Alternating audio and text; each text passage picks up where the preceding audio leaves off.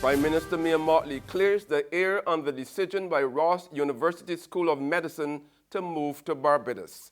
That's our top story in our Barbados Today evening news update for Tuesday, August the 7th. So glad you could join us. I'm Emmanuel Joseph. Barbados' hands are clean. Prime Minister Mottley made this abundantly clear this evening as she responded to criticisms making the rounds about the decision by Ross University School of Medicine to leave Dominica and begin classes here on January 5th next year. Mottley insisted that it was not a case of poaching or enticing anyone away from Dominica. She explained that Barbados only came into the picture when the university said that returning to Dominica for the January semester in 2019 was not an option. She pointed out that Barbados was first approached on the matter on May 31st, a week after the newly elected Barbados Labour Party came to office, and her first response was to inquire about the state of recovery and rehabilitation in Dominica. We inquired of Ross, as I said, whether all options and scenarios had been explored and fully exhausted. We spoke with officials of the Dominica government who were still hopeful of a return of the school, but who conceded that a January startup was highly unlikely given their circumstances. It was only after Dominica was ruled out for the January startup of classes, and when attention had turned to at least two other potential locations in the region, two sister Caribbean islands, that Barbados then embraced the idea of making itself available as a possible site for relocation. Ross University will be housed in facilities at the Lloyd Erskine Sandifer Center and is expected to generate economic activity of over $100 million. Prime Minister Mottley maintained that during talks with the university, she insisted that everything should be done to cushion the fallout on Dominica. Declaring that Barbados and Dominica remain strong partners, she said their relationship is not in question. Therefore, for anyone to suggest that I would knowingly or deliberately set out to hurt, harm, or undermine the interests of Dominica, Dominicans, their government, or their leader, simply do not know or understand Mia Mottley and how she operates. I am committed to partnering Dominica in all of its recovery efforts. I said this before assuming office, and I repeated this in many of my speeches since coming to government. I repeat, Barbados embraced the idea of housing Ross University only when and after it was determined that a return to Dominica was not an option at this time. For anyone in the region to suggest otherwise is at best ignorant of the facts and at worst downright wrong and wicked.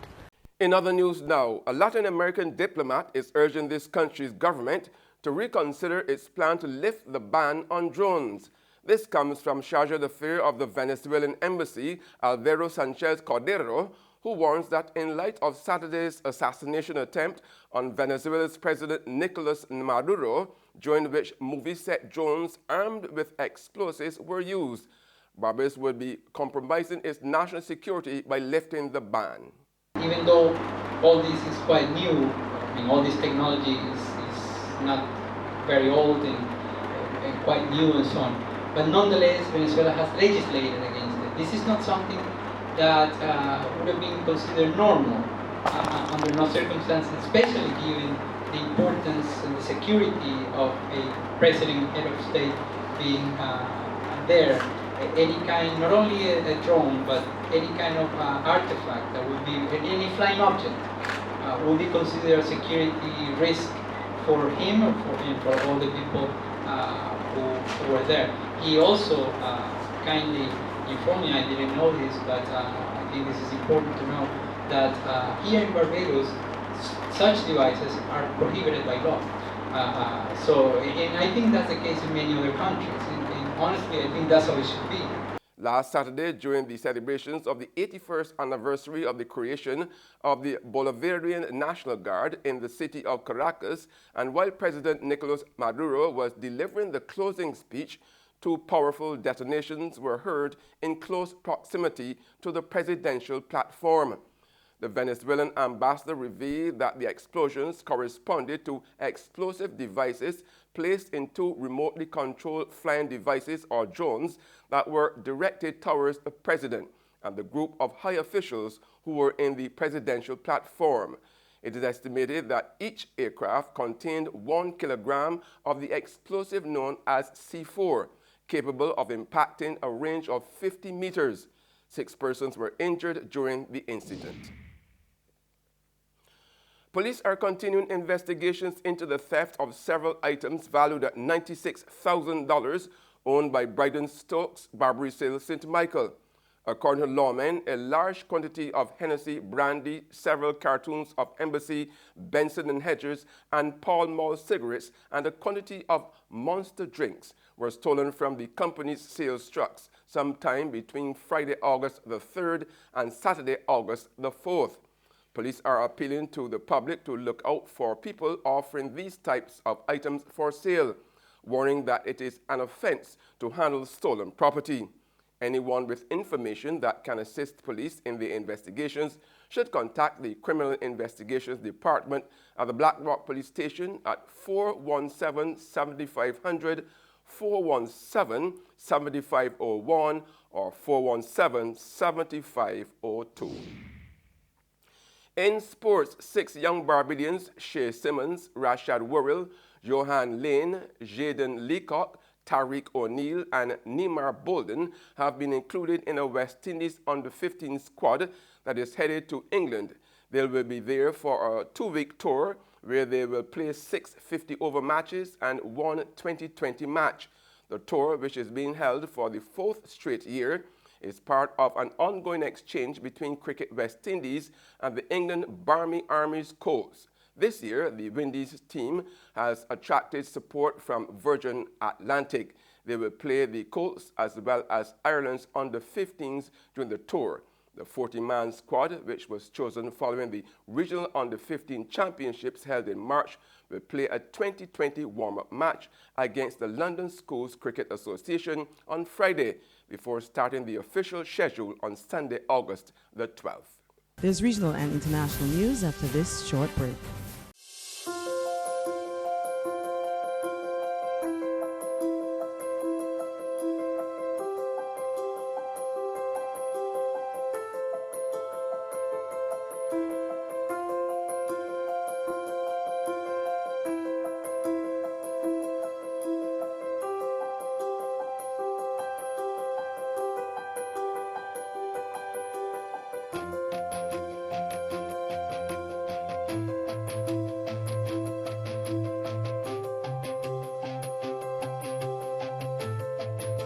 Barbados Today, news you can trust.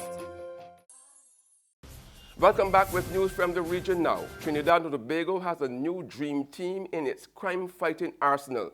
Following a surprise cabinet reshuffle by Prime Minister Dr. Keith Rowley, he appointed Stuart Young as the National Security Minister.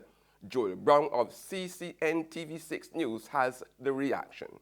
Well, I think Mr. Dillon did all that he was called upon to do. And we thank him for his service, and we wish him all the best in his new posting. The reaction of one assistant police commissioner at an event for the promotion of municipal police officers to the latest cabinet reshuffle, one which marks a major shake-up in the government's management of the war on crime. While much of the nation was asleep, an announcement just before 12:30 a.m. that Prime Minister Dr. Keith Rowley advised the President, Paula May Weeks, to revoke retired Major General Edmund Dillon's appointment as National Security Minister. The Prime Minister relinquished the Housing and Urban Development portfolio and gave that portfolio to Mr. Dillon. In a history-making move, Mr. Young became the first person to be appointed as National Security Minister while serving as the Communications Minister and Minister in the Office of the Prime Minister. And on the international scene, President Donald Trump has warned that countries doing business with Iran will not be doing business with the United States, as his administration reimposed sanctions on Iran Tuesday. More in this CNN report. When he tweeted, quote, "The Iran sanctions have been officially cast.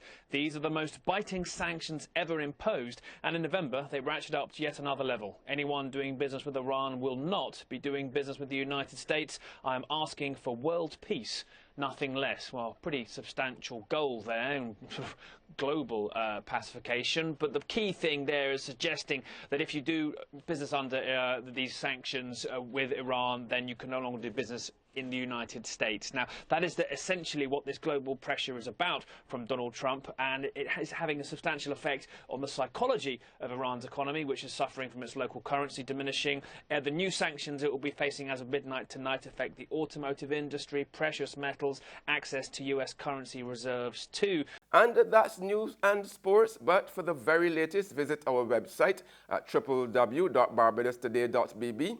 Now, you can also subscribe to our e-paper, email updates, or like us on Facebook, and sign up for our breaking news alerts via WhatsApp. We are also on Izumi Media in bus terminals, as well as screenplay at supermarkets and gas stations near you. You can also hear us on Mix 96.9 FM. I'm Emmanuel Joseph. Have a fantastic evening.